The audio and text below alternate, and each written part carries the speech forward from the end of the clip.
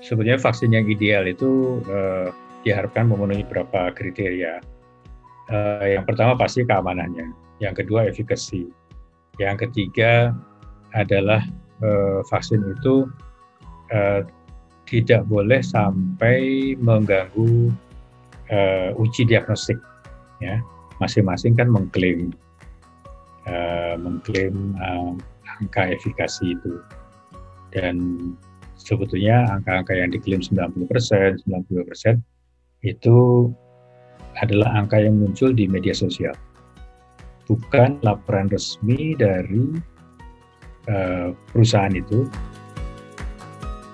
Assalamualaikum warahmatullahi wabarakatuh. Selamat datang di channel YouTube-nya Alinea, sebuah channel yang aktif mengangkat informasi viral tapi juga penting untuk masyarakat Indonesia. Teman Alinea, sebagaimana diketahui bahwa Badan POM telah memberikan izin penggunaan darurat atau Emergency Use Authorization atau UEA kepada CoronaVac atau vaksin COVID-19, yaitu vaksin COVID-19 keluaran Sinovac dengan efikasi 65,3%. Namun, angka efikasi 65,3% itu membuat masyarakat khawatir terhadap efektivitasnya. Apalagi media massa memberitakan vaksin lainnya memiliki efikasi lebih baik dari vaksin Sinovac. Poin pertama dari vaksin, yang pertama adalah tentang keamanan, yang kedua adalah efikasi. Dan efikasi tidak memiliki pengaruh terhadap keamanan sebuah vaksin. Namun sayangnya banyak sekali istilah yang tidak dapat dipahami dengan baik oleh masyarakat sehingga terjadi penyesatan di sana-sini. Kuncinya adalah sosialisasi agar pemahaman masyarakat tidak tersesat sehingga menganggap vaksinasi adalah hal yang menakutkan. Sebab itu, hari ini saya, Syukri Rahmatullah, akan menemani Anda untuk berdiskusi mengenai tema sesat pikir mengenai efikasi.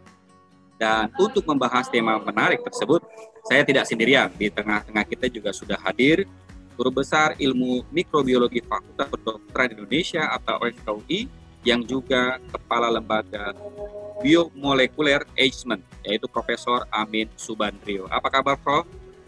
Alhamdulillah, selamat malam, salam sehat semuanya. Ya, semoga sehat selalu, Prof ya.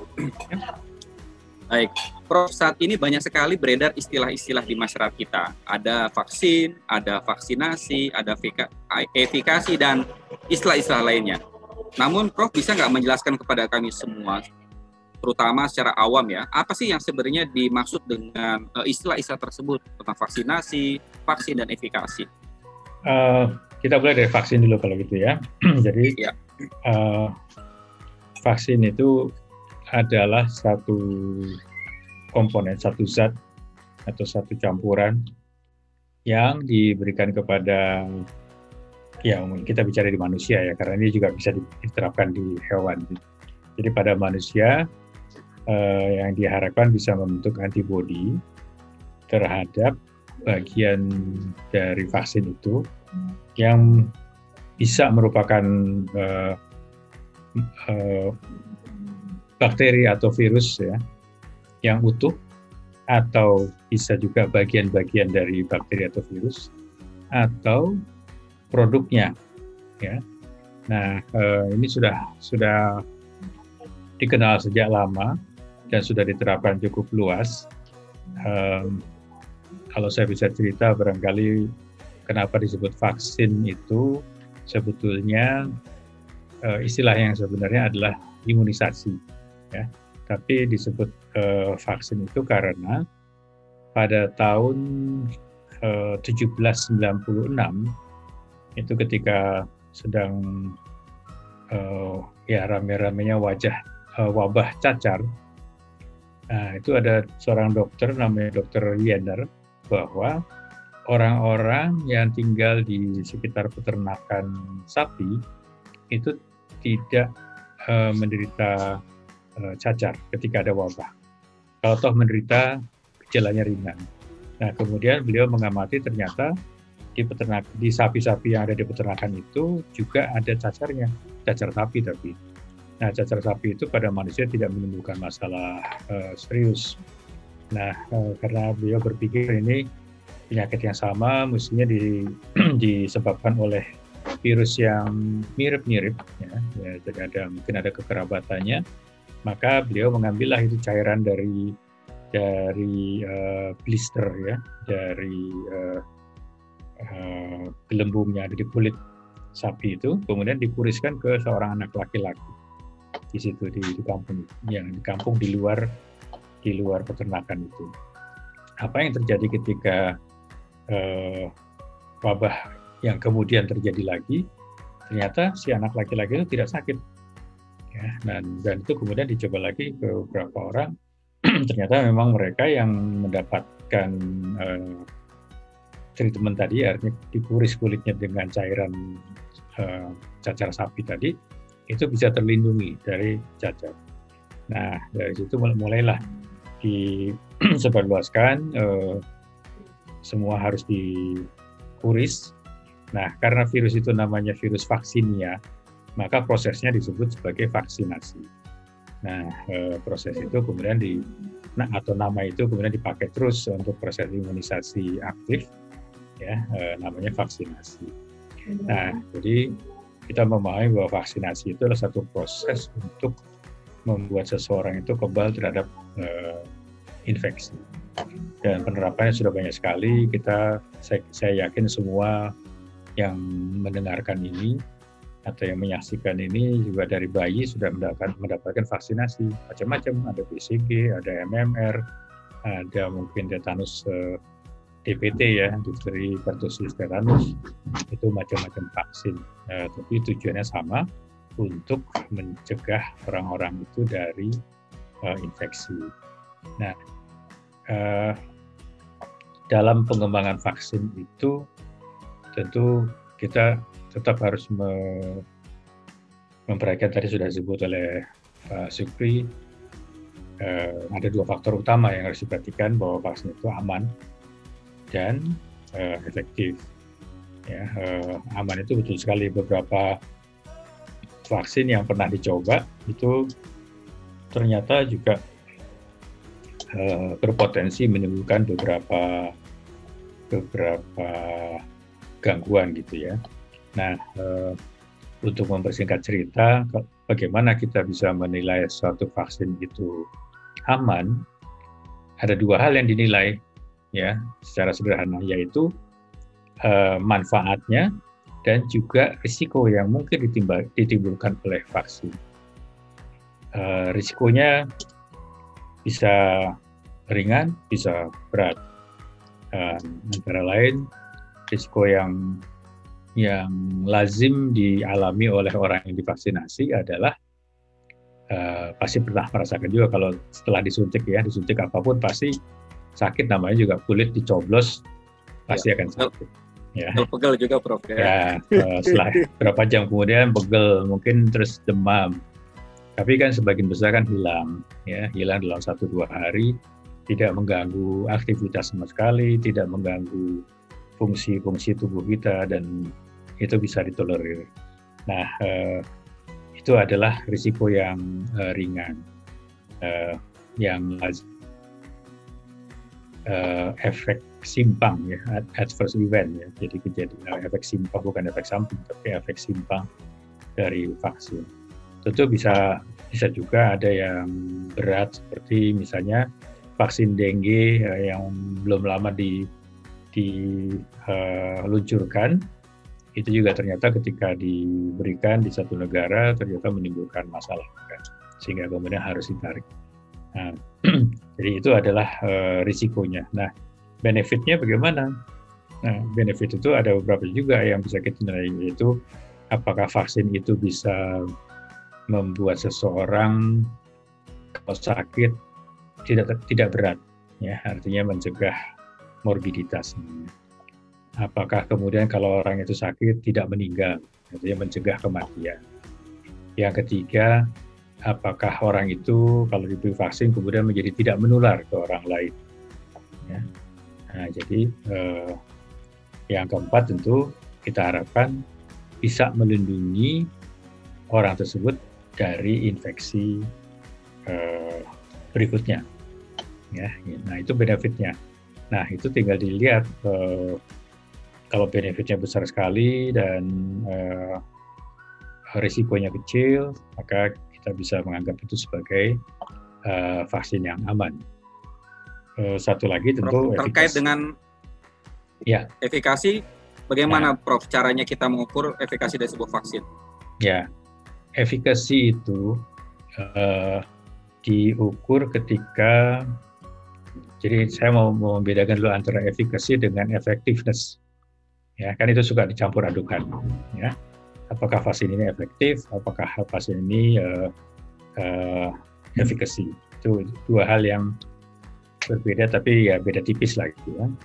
Efikasi itu diperolehnya ketika vaksin itu masih dalam fase uji klinik, di mana semua situasi relatif terkontrol. Subjeknya yang disuntik itu terkontrol, ya, terdaftar semuanya, kita tahu tempat tinggalnya, aksesnya mudah. Kemudian kondisi vaksin juga terkontrol. Ya, vaksin itu pasti dijaga baik-baik sampai dari mulai penyimpanan sampai pemberian, pasti semua kondisinya diupayakan yang terbaik. Ya. Tapi kejadian sebenarnya kan tidak demikian.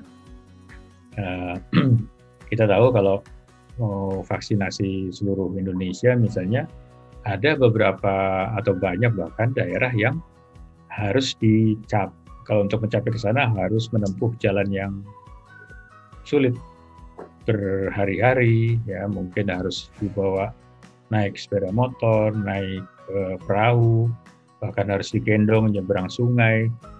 Ya, artinya kondisinya tidak selalu sesuai dengan harapan. Nah, itu tentu akan mempengaruhi kualitas vaksin, juga akan mempengaruhi cakupannya. Ya. Nah, itu yang akan membuahkan hitungan effectiveness. Ya, jadi kita bisa tahu bahwa effectiveness itu pasti akan atau biasanya akan lebih rendah daripada efikasi. Jadi belum tentu suatu vaksin yang ketika diuji coba ya, uji klinik fase 3, efikasinya tinggi, katakanlah 90% atau lebih, itu di lapangan belum tentu bisa mencapai efektivitas yang tinggi. Ya. Misalnya tidak ada fasilitas untuk membawa vaksin itu dengan minus 20 atau minus 70. Ya, kita bisa bayangkan untuk membawa itu ke daerah-daerah terpencil kan susah. Nah, jadi itu yang menjadi faktor-faktor juga. Nah, jadi efektivitas itu sebenarnya dipengaruhi atau efikasi juga ya, dalam ini keduanya itu dipengaruhi oleh 3 hal. Satu, faktor orangnya, faktor hostnya, umurnya berapa, mungkin ada latar belakang genetiknya, kemudian budayanya juga bisa mempengaruhi, pola hidupnya dan sebagainya, apakah dia komorbid atau bukan, ya, itu bisa mempengaruhi. Ya. Itu dari faktor hostnya. Yang faktor kedua adalah dari vaksinnya sendiri. Ya, tadi sudah saya singgung misalnya apakah vaksinnya diberikan secara oral atau secara suntikan. Kalau vaksin polio kan di Indonesia diberikannya diteteskan di mulut aja. Walaupun di negara lain ada yang disuntik juga. Nah, vaksin COVID ini juga demikian. Sebagian besar diberikannya dengan cara suntikan, walaupun ada yang sedang mengembangkan vaksin COVID ini dengan cara diteteskan di hidung atau di mulut atau dihirup dan sebagainya. Nah, itu faktor vaksinnya. Belum lagi masalah stabilitas suhu dan sebagainya, ya, suhu kelembaban. Itu dari faktor vaksin. Nah, faktor ketiga adalah virus yang beredar di daerah itu. Ya, dulu di awal-awal kita menganggap bahwa mutasi-mutasi virus yang ada itu tidak akan mengganggu kinerja vaksin.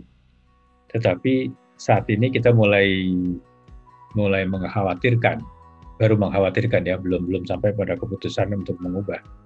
Mengkhawatirkan bahwa mutasi-mutasi yang terjadi di virus ini dengan munculnya varian-varian di Inggris, di Brasil, Afrika Selatan, Jepang dan sebagainya itu menimbulkan kekhawatiran bahwa kita harus secara berkala menyesuaikan vaksin-vaksin yang dikembangkan itu dengan virus yang beredar. Ya. Baik, Prof, sebelum kita memanjang terkait dengan mutasi virus, tadi Prof sudah mengatakan bahwa efikasi itu adalah pengujian ketika itu masih terjaga, terkontrol gitu Prof ya. Sementara effectiveness ketika ini sudah diberlakukan dengan tantangan lokasi dan lokasi berbeda-beda gitu Prof. Tapi kemudian pertanyaan kita adalah sebelum kita menuju ke mutasi tadi, ada nggak sih Prof dalam menentukan kelayakan sebuah vaksin itu selain menggunakan efikasi? Kelayakan sebuah vaksin, ya sebetulnya vaksin yang ideal itu diharapkan memenuhi beberapa kriteria. Yang pertama pasti keamanannya, yang kedua efikasi, yang ketiga adalah vaksin itu tidak boleh sampai mengganggu uji diagnostik. Ya, contohnya adalah yang dikembangkan oleh teman-teman di Australia.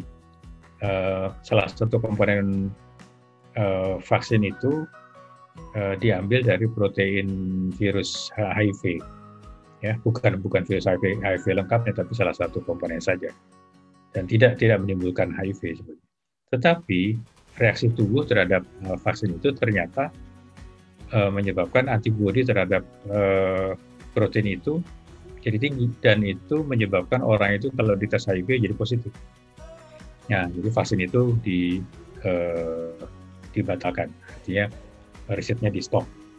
Nah, itu persyaratan vaksin yang ideal. Kemudian juga cara pemberiannya harus sesederhana mungkin, ya, tidak kompleks. Kemudian cara pembuatannya juga tidak terlalu rumit. Dan yang berikutnya tentu diharapkan semurah mungkin, bahkan untuk pandemi itu diharapkan gratis. Itu idealnya vaksin memenuhi persyaratan seperti itu. Tapi kita lihat dua yang paling atas adalah keamanan dan efikasi. Jadi vaksin bisa dikatakan sebuah vaksin yang baik, bahwa vaksin yang sudah memenuhi uji keamanan dan juga efikasi, Prof ya. Ya. Itu bisa dikatakan vaksin yang baik seperti itu, Prof. Betul. Yang mana dengan hasil uji interim di Bandung, Prof, ya, bahwa CoronaVac itu kan memiliki efikasi 65,3%. Ya. Nah, bisa dijelaskan nggak, Prof, angka 65,3% ini? Ya.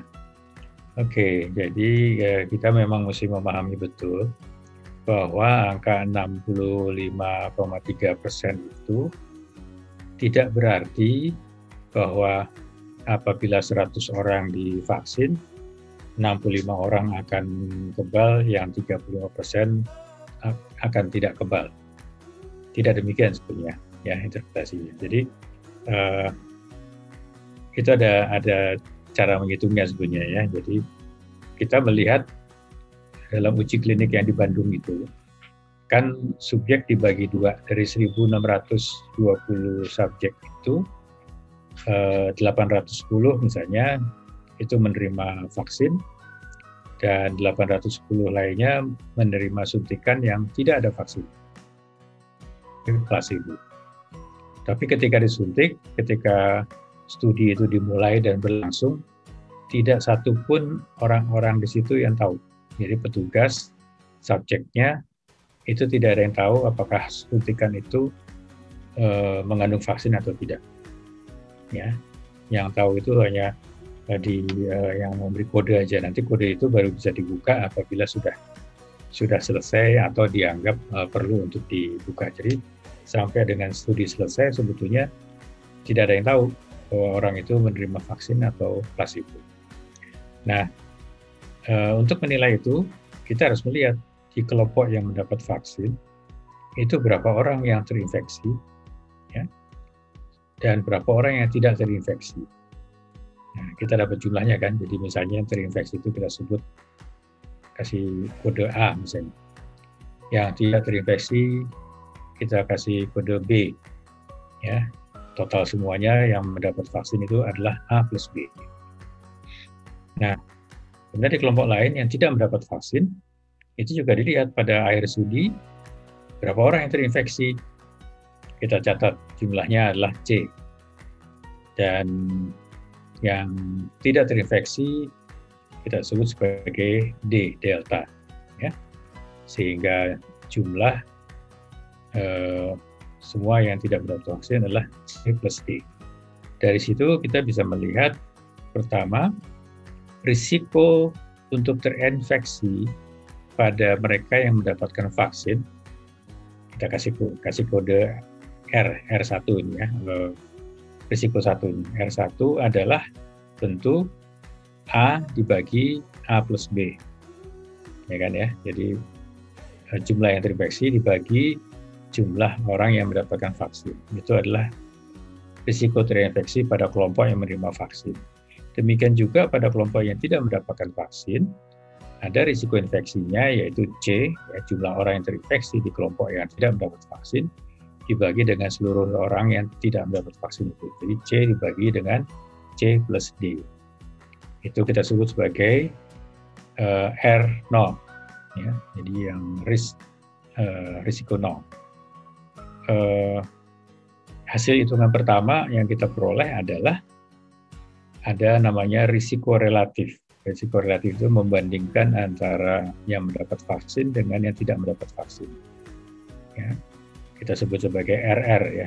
Risiko relatif adalah RR. Itu kita peroleh dari tadi R1 dibagi dengan R0. Kemudian setelah risiko relatif kita bisa ngitung efikasi. Efikasi rumusnya juga sederhana sih sebetulnya, yaitu R0 dikurangin dengan R1 dibagi dengan R0 atau sama dengan 1 dikurangin RR sebetulnya. Artinya Prof, ini ada rumus tersendiri ya dalam menentukan 65,3% tadi Prof. Tidak semudah misalkan kalau saya sebagai orang awam kan melihatnya ada 100% orang diuji bahwa hanya efektif buat 65%. Nggak seperti itu Prof ya. Artinya keliru anggapan itu. Okay. Jadi efikasi itu harus diterima sebagai pengurangan risiko terinfeksi pada kelompok vaksinasi relatif terhadap risiko keseluruhannya. Ya, jadi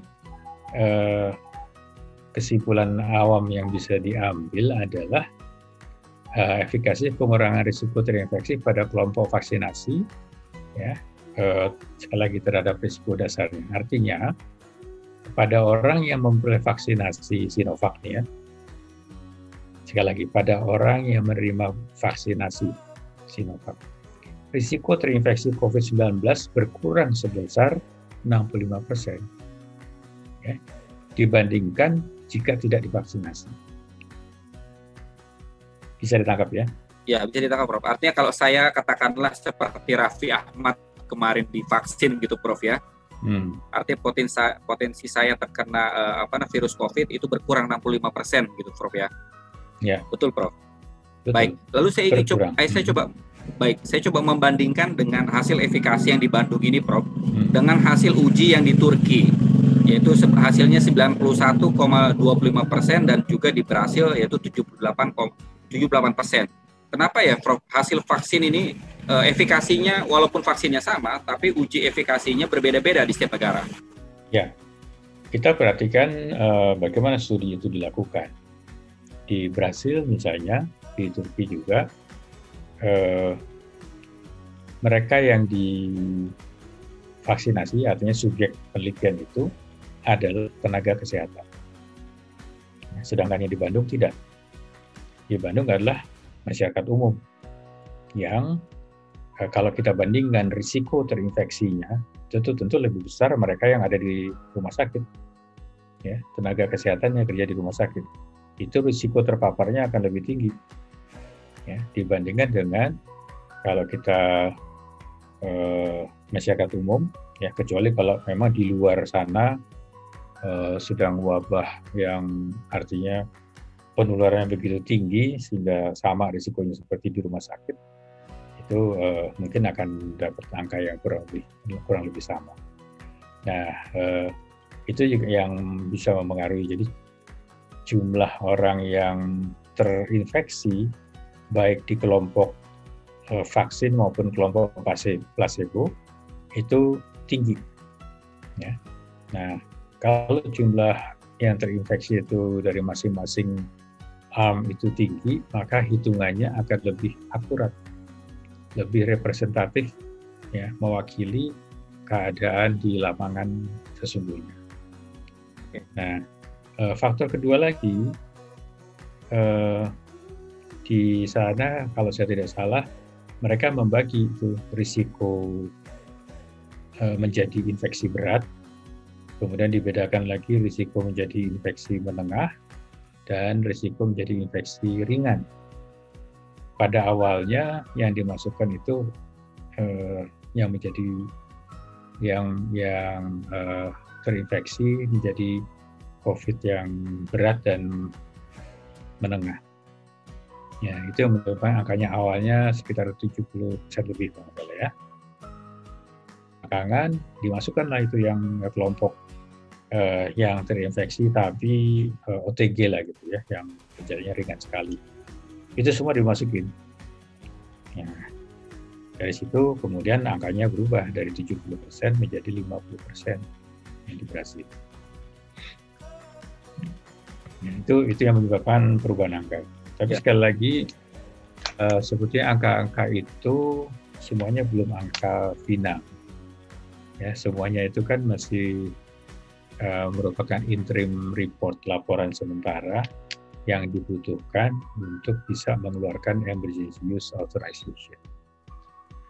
Ya, artinya Prof, kalau anggapan masyarakat awam nih kan, karena di Indonesia uji efikasinya 65,3%, sementara di negara lebih tinggi, seolah-olah anggapannya bahwa kok kenapa vaksin diuji di sana lebih manjur ketimbang yang diuji di Indonesia. Tidak seperti itu Prof ya, karena ini sifatnya masih sementara dan tergantung seperti yang Prof jelaskan, tergantung dari sampel diujinya kepada.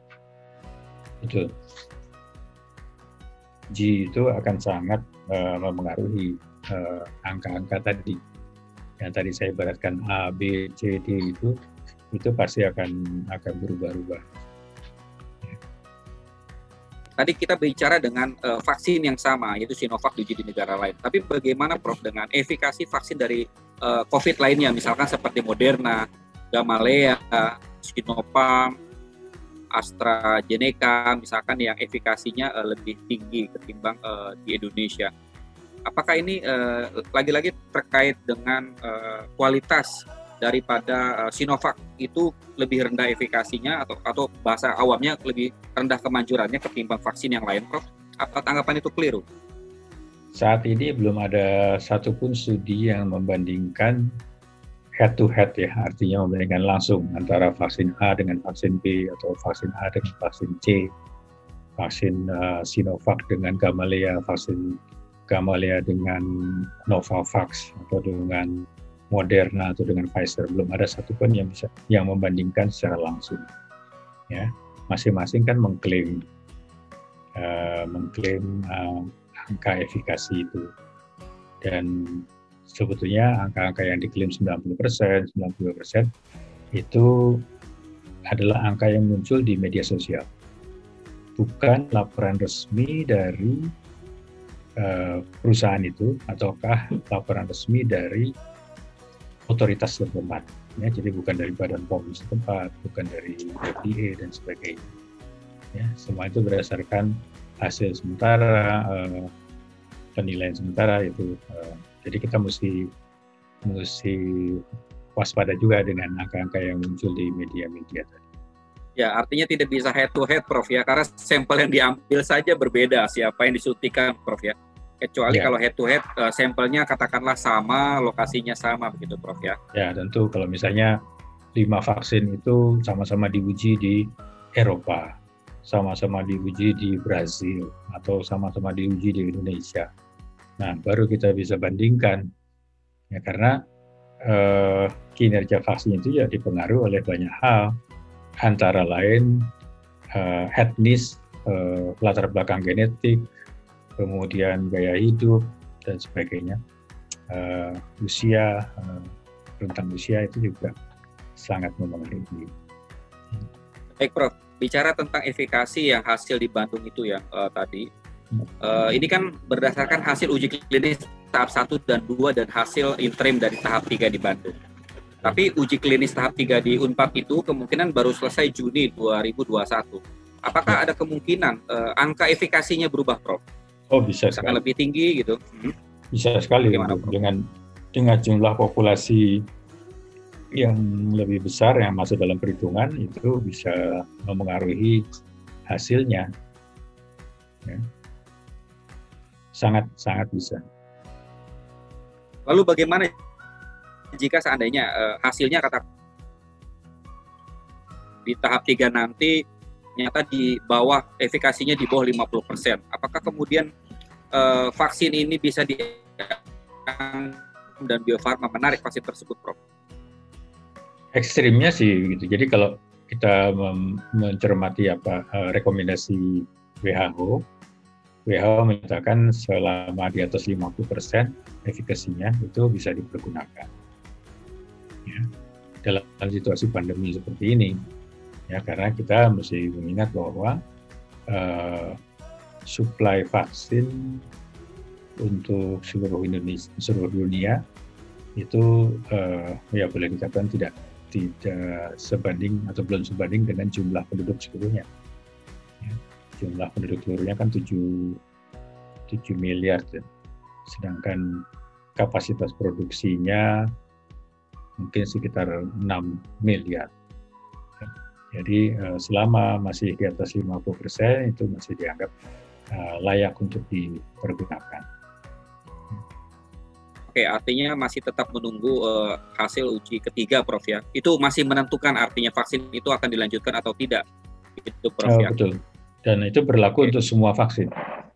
Bukan hanya Sinovac saja. Iya, bukan hanya Sinovac. Artinya yang lain juga bisa naik turun juga, Prof, ya. Oh, betul, efikasinya ya. Betul sekali, ya.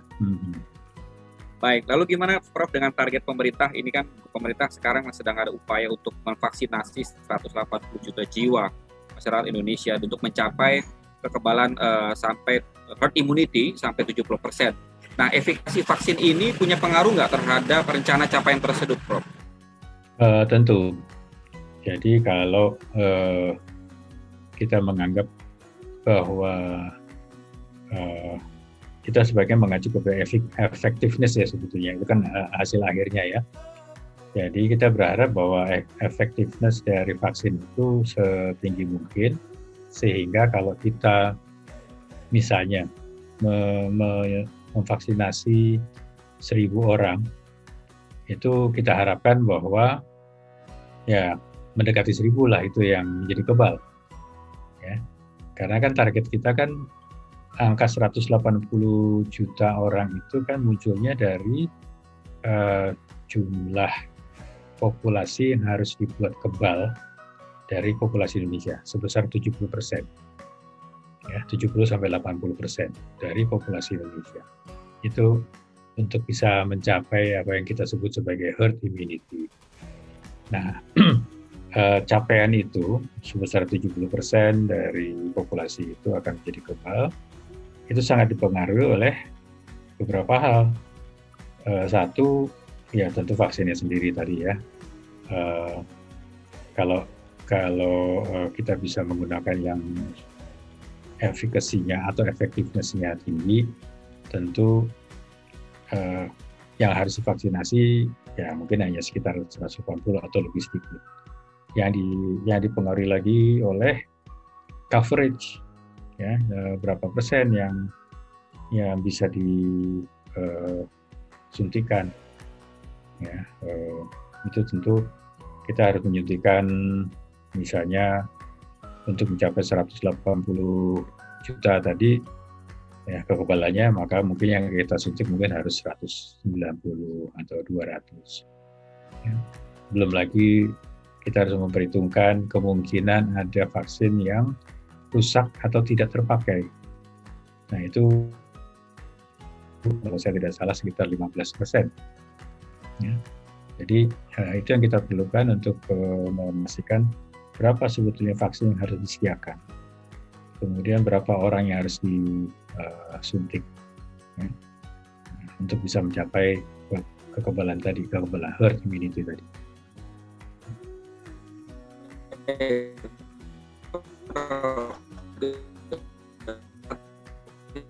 Tapi masih saja ada masyarakat yang ragu terhadap efikasi corona mencapai 65,3%.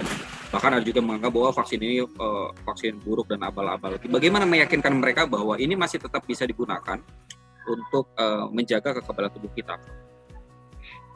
Ya, ini tentunya harus diikuti dengan pembuktian. Jadi mereka yang sudah disuntik perlu diambil beberapa sampel aja secara acak aja, secara random, diukur antibodinya sebetulnya untuk memastikan berapa lama setelah suntikan itu kekebalan bisa dicapai. Kan tidak otomatis, tidak langsung misalnya hari ini disuntik kemudian besok langsung kebal, tidak demikian. Ya, karena kita lihat ada juga orang yang baru saja disuntik tapi beberapa hari kemudian dia masih tertular. Ya, jadi dari situ kita bisa memahami kita butuh waktu kurang lebih sekitar 3-4 minggu setelah suntikan pertama untuk mendapatkan kekebalan dengan level yang memadai, artinya yang cukup untuk melindungi diri kita dari infeksi. Nah, berapa bulan, atau berapa minggu, dan nanti harus diamati bertahan sampai berapa lama itu kekebalannya. Ya, kan kita belum tahu.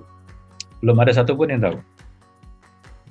Baik, sementara untuk meyakinkan masyarakat agar mau divaksin dengan Sinovac, ini gimana, Prof? Ya, salah satu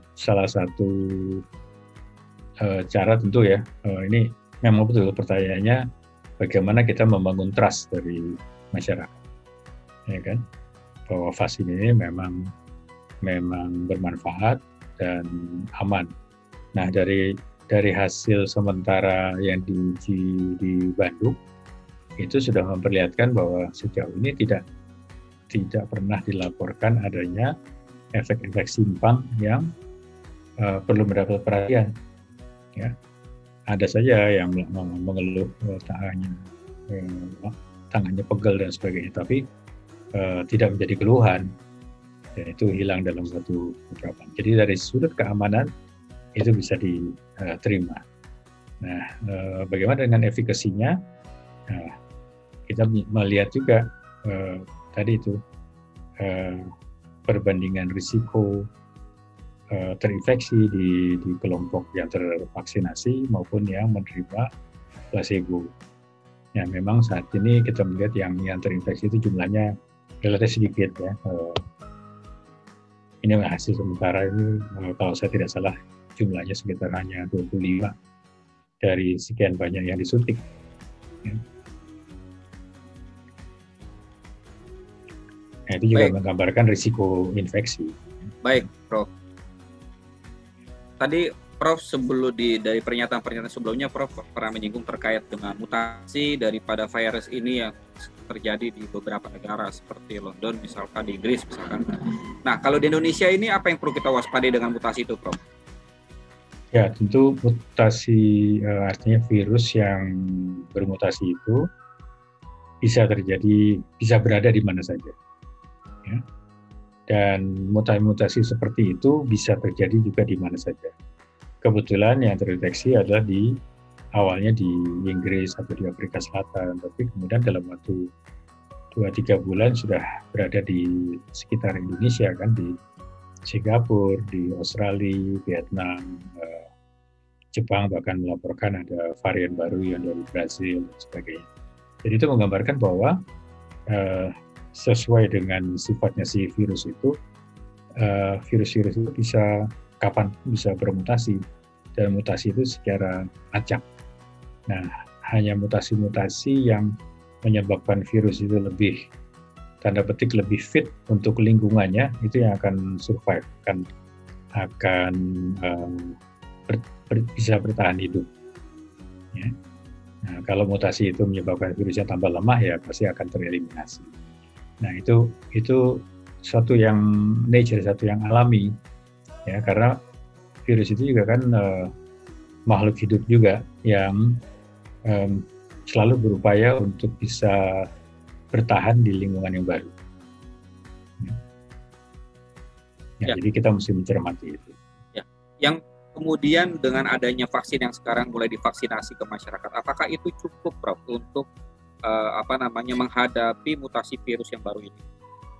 Ya, satu studi yang pernah dilakukan, yang belum lama dilakukan oleh Pfizer, itu menunjukkan bahwa vaksin yang dikembangkan oleh Pfizer itu artinya antibodinya yang dikembangkan setelah diberikan vaksinnya Pfizer itu tetap bisa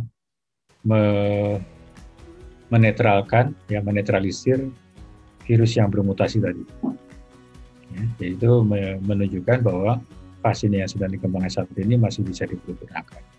Tetapi kita tetap harus mewaspadai karena kita belajar pengalaman dari virus influenza.